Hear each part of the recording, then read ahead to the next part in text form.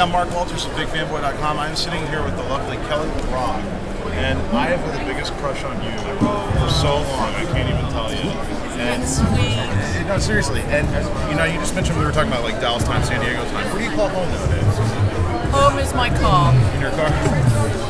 No, my home is up north in Santa Barbara. Okay. I live on a ranch with some of my children. Most of them left home. And I've just written a book that should be coming out in about 4 months called The Woman in Red. Right, I want to talk about that. It's my memoirs. It's all true, sort of a true. And it's sort of a tell mostly, not a tell all. Right. And that is sort of a catalyst for people to read my story. And once they read my story, they're going to say, well, if Kelly LeBrock can get out of bed, so can I. And from there, I want to do a cookbook where people are going to learn how to heal, help themselves, and lose weight eating spaghetti and chocolate. What, really? Yes. That I have to read. Seriously. That's right. That's right. Spaghetti and chocolate, two of my favorite things. That's right. Now we obviously want people to pick up the book.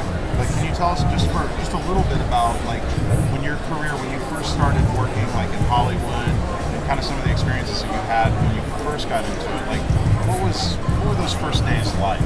In Hollywood, Yeah. the first days were sort of nerve-wracking because I was a little peon. No one had heard of me in the film business. I had been big in the modeling business, but Right. in acting, it's a completely different genre of ways to show yourself. Like as a model, you don't have to speak. Right. As an actress, it's a whole different ballgame. It was actually really a cool thing because Hollywood 20-something years ago was real Hollywood. Yeah. Today, I think it's like a cesspool of people just grabbing and scratching and doing whatever they can to get likes. People having abortions so that they can take a role. And also them having family. A lot of backstabbing and infighting. Yes, but I didn't see any of that. My experience with Women in Red was extraordinary. I mean, to have that be my first film was wonderful. And to me, it's one of those sort of quintessential films of the 1980s that it was just fun. It was one of those films that you could watch, especially like in the days of cable. When you first got cable, they played it constantly, and I always enjoyed watching it. That and Weird Science obviously was a lot of fun as well. And I guess talk a little bit about working with John Hughes, because that film has become such this cult classic film that everybody talks about, and everybody just seems to love it for so many different reasons. Obviously, you're a big part of it, but talk about working on that film for just a few minutes. Well, working on Weird Science, actually I turned down Weird Science initially, and a friend of mine was put in the role and had to leave because of theatrical differences, whatever. So I ended up taking the film after it had been filming for 3 weeks. And I had to go into like a fraternity. These kids were wild. I mean, John was panicked because he had somebody coming in that he didn't know either. Right. They were taking a gamble. Maybe I wouldn't have been as good, but I was. And it was Robert Downey Jr. and all these kids, and they were crazy. They were wild, and I had to go into this with all these 15-year-olds. And when I did the scene with Ilan Mitchell-Smith, where he's supposed to kiss me, Right. he stuck his tongue so far down my throat that I thought I had to change my underwear. I'm serious. And when the director said cut, I was like, if you ever do that again, I'm going to kick your ass. That was gnarly. Yeah. Now,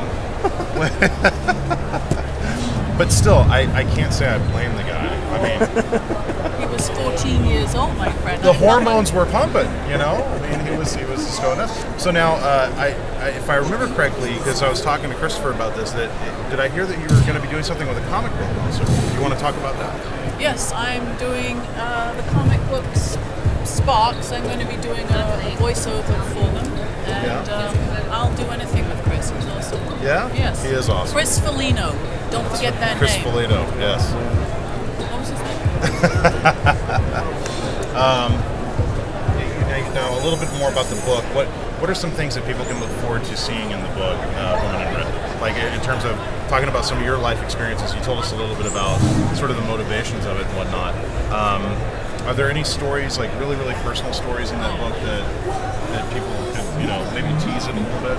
This book is so personal that even I'm learning about myself. I put everything pretty much on the page as it happened. It's completely true. Quite a bit of it's rather shocking, I'm afraid. To do with rape and all sorts of other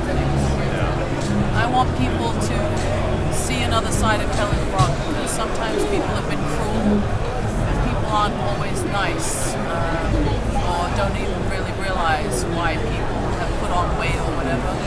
And I think it's time to speak out and tell the truth about why I put on weight, or what I've carried around this whole time. Being a celebrity hasn't always been fun.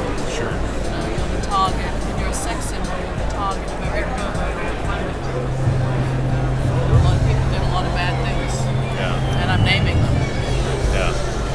Well, and also, we talk about how Hollywood, especially nowadays, there's a lot of obviously backstabbing and infighting and things that go on. Yeah, would you take that knife out? There we go. Thanks.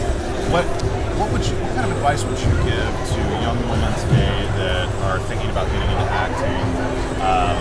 What would be the best word of advice to give them? Just what to look out for?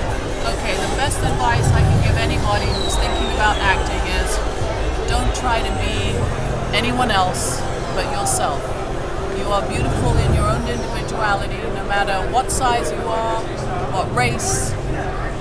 You are an individual, and you stick with what you have, and you make the best of who you are with what you have. Yeah. And don't go into plastic surgery or do anything else to look like anyone else, because you're gorgeous just the way you are. And find out the best part of yourself and use it. Yeah. Just out of curiosity, where are you from exactly? What was your hometown? I was born in New York and raised in England. French father, Irish mother. Whereabouts in England? All over London. Okay. Yes. All right. I'm familiar with kind of those areas. So St. James's, Piccadilly. you get back over there every now and then? I don't have any family there anymore. Yeah. They all died. It's really sad. My brother just died. Oh, I'm sorry. Yeah, that was tough. But I might go back. I'm going to actually do a film in Europe called Mesa next April. And I'm walking to the North Pole from Siberia. No way. By the way, Talk about something that you don't do in your life every day. Yeah, I'm that's taking pretty the same trail that Scott took 100 years ago when they all froze to death. We're taking the exact same trail to commemorate what he did, and all the money goes to charity. That's great. Yes. That's great. Is there a place where people can find out more about that, like a website? Or? Not yet. That's going to happen in April, hopefully. But I will get my website together and get it all out to people. All right, we'll be sure and post information about that too. So, Kelly, you look great, and thank you so much for talking to us. My This is a pleasure. real thrill for me. It's a thrill for me too. Thank you so much. My pleasure. All right.